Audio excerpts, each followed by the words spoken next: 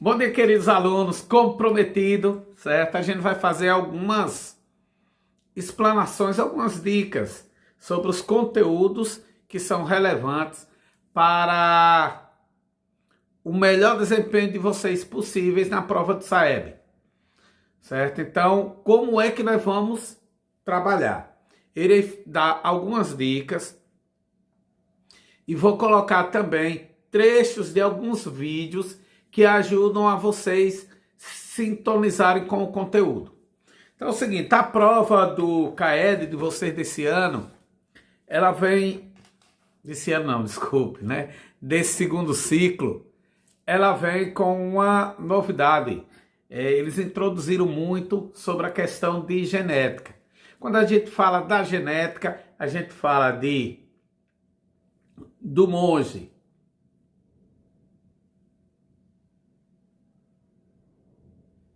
Mendel, que fez uma série de experimentos em vegetais. E por que, Fabio? Ele fez em vegetais. Ele fez em vegetais porque o período de vida de alguns vegetais é muito curto, então dava para ele ter uma ideia, né? Uma ideia geral de todo aquele desenvolvimento de uma maneira rápida. Um dos vegetais escolhidos foi a ervilha, certo? E qual a importância dos estudos de Mendel para a ciência e para a biologia? Ele conseguiu provar e até prever alguns eventos relacionados à genética que são passados de geração a geração. Trocando em miúdos, quando a gente fala da questão de animais, né, que nós estamos incluídos, Mendel conseguiu provar as semelhanças entre pais e filhos. Aquela regrinha que eu falei para vocês, né, que nós somos metade do pai, metade da mãe. Por quê? Porque no espermatozoide do nosso pai, certo? Lá no espermatozoide está 50% da nossa carga genética e no óvulo da nossa mãe está lá também 50% da nossa carga genética. Unem e aí sai a gente. Mas sabia, eu tenho irmãos e meus irmãos não são tão parecidos comigo. Isso é por culpa de uma variabilidade genética, certo? Determinadas características de sua mãe você não recebeu, ou então de seu pai. Você recebeu outras características de sua mãe e de seu pai. E seu irmão recebeu outras diferentes na sua composição genética. E quando se fala em genética, quando se fala também desses estudos de Mendel, Mendel também estudou a importância das radiações luminosas no desenvolvimento das plantas. A gente pode citar até como exemplo o tomate. Tomate que o pessoal compra lá na feira. Eu não sei se vocês já perceberam, mas o tomate que a gente compra na feira, principalmente nas grandes cidades, ele é mais volumoso, ele é mais redondinho, ele é mais bonito, é como se ele durasse mais, por conta do jeito que ele foi produzido e da incidência de radiações ultravioleta, certo? Sobre eles, determinadas luzes. Vegetais assim como tomate, que ele muda de cor à medida que é o desenvolvimento dele, esse desenvolvimento também ele é alterado através da incidência de luz mecânica em cima daquele fruto. Por exemplo, o tomate ele está verdinho, aí ele vai de verdinho, ele é amarela, depois de ficar amarelo, aí ele vai vermelho, que está bem madurinho. E aí, dependendo das fases de desenvolvimento do tomate, a indústria produtora de alimentos hoje coloca luzes para que essas luzes conservem mais o alimento, ou deixem no tamanho maior, ou ou ele fique mais nutritivo. Isso dependendo da luminosidade, que é um outro assunto também que é importante, que está na prova do CAED de vocês, que é a força da luminosidade sobre os vegetais. E eu dou uma dica que vocês prestem atenção muito bem nas tabelas para saber responder. Uma outra questão também importante sobre os estudos de Mendeleev, de Mendel, certo?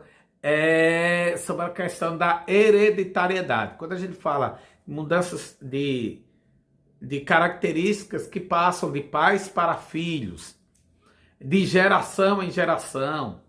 Aquele exemplo que eu também dei lá na sala, sobre que você pode não parecer automaticamente com seu pai ou sua mãe, mas você pode parecer com seu avô, com um tio seu, porque a carga genética, ela vai de geração em geração na família, certo? Então, como você tem uma parte do seu pai e de sua mãe, você também tem dos seus avós, dos seus bisavós e assim sucessivamente. E nós herdamos também determinadas doenças. Tem doenças que têm uma predisposição genética. O que seria isso? A probabilidade maior de uma pessoa contrair determinadas doenças, porque integrantes da família também tiveram. Ou não se manifestaram, mas no seu gene tiveram. Eu vou citar um exemplo. Eu já peguei minha parte da herança de minha família, diabetes. Zezinho, meu irmão, professor de português, também já pegou a parte dele de diabetes. Joãozinho, meu irmão do meio, ele não tem diabetes ainda. Acreditamos que não venha desencadear, mas pode desencadear numa filha, no neto, e assim sucessivamente.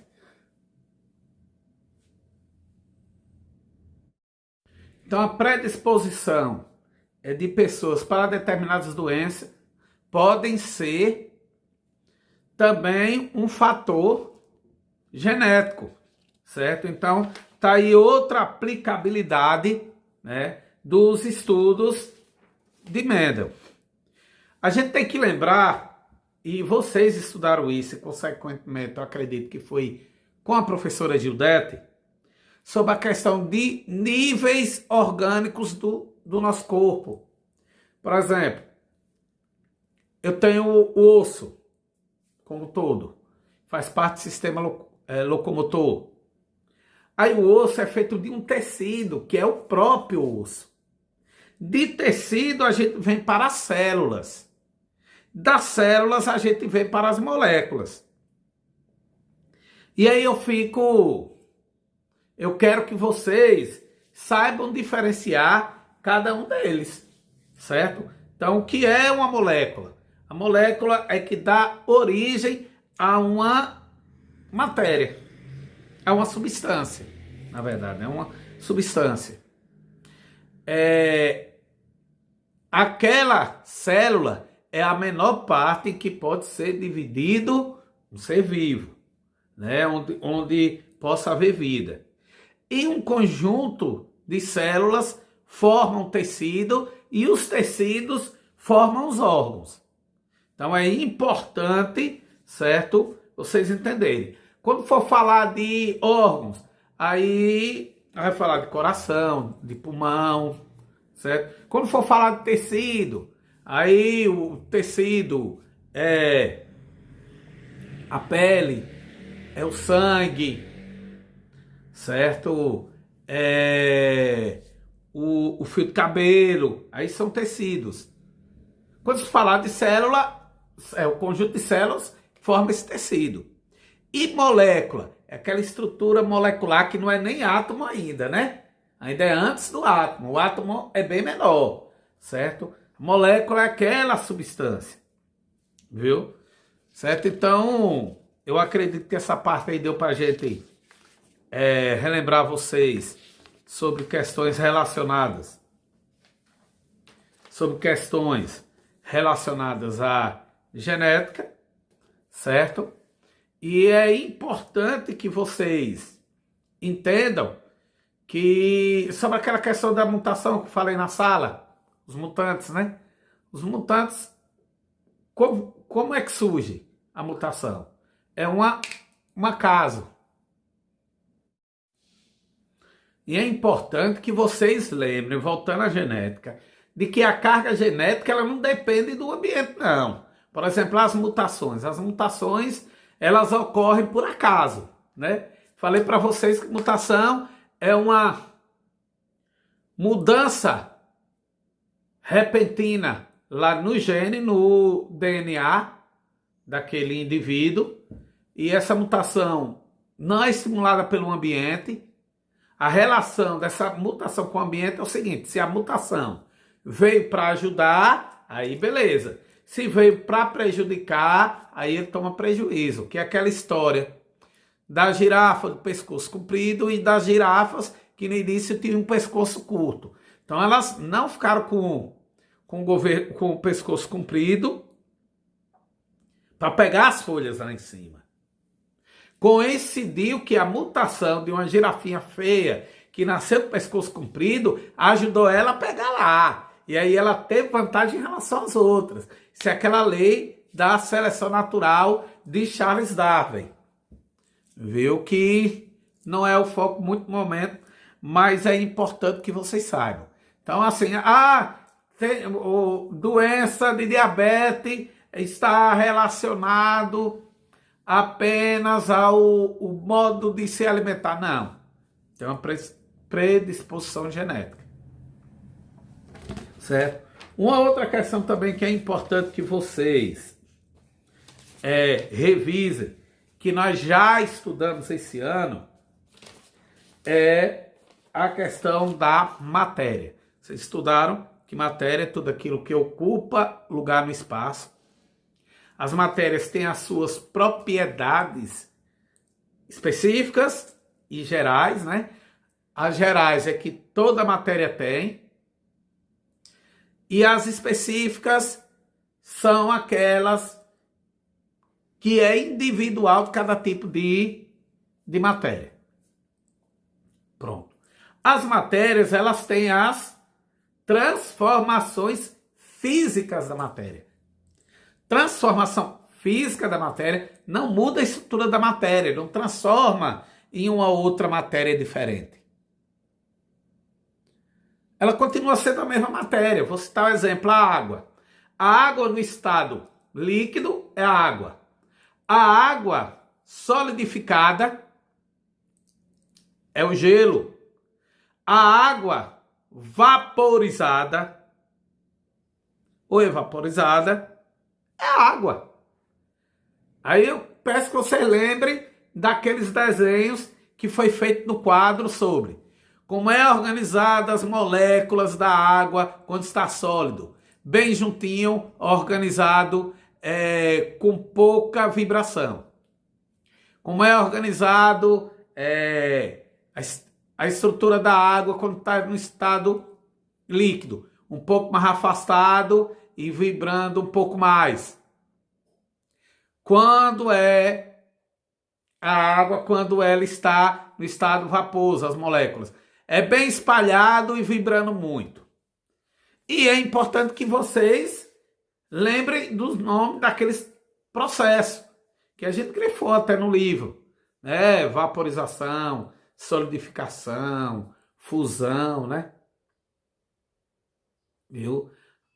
Então, não esqueçam disso, né? Sobre a fusão, é do estado sólido para o líquido. Solidificação é do líquido para o sólido. Vaporização é do líquido para o gasoso. E aí sucessivamente. Então, essas são algumas dicas que a gente pode dar para vocês. O restante agora vai depender do cuidado de vocês, certo? Uma última questão ainda na questão da matéria, é que vocês, como eu falei, tem as propriedades gerais e específicas. Por exemplo, diamante. O diamante é carvão, na verdade, carvão mineral, só que numa pressão diferente. E aí ele se transformou em diamante. O diamante, ele tem a dureza. A dureza não é a de aguentar impacto, de não ser quebrado. Pelo contrário, o diamante, ele quebra. Porém, a dureza está relacionada ao quê? A capacidade de riscar outros materiais. Então, eu queria que vocês dessem uma olhada também na questão das propriedades específicas de cada matéria.